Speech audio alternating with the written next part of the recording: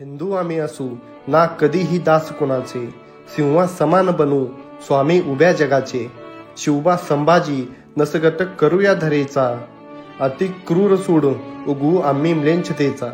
मित्रांनो, या 24व्या श्लोकाचा अर्थ असा आहे: छत्रपती शंभूराजांचे बलिदान हे देव, देश आणि धर्मासाठी होते. याची जाण आपण प्रत्येक क्षणी ठेवून जो कोणी आपल्या देव, देश आणि धर्माला गुलामीच्या बेडीत जकडून त्यावर अन्याय अत्याचार करत असेल तर अशा म्लेच्छ, निष्ठुर, पापी वृत्तींना आपण त्या क्षणी ठेचले पाहिजे. ज्या भारत मातेसाठी शिव शंभू छत्रपतींसारख्या नरव्याघ्रांनी आपलं आयुष्य खर्ची घातले, त्या भारत मातेसच या चित्तात वसवले पाहिजे.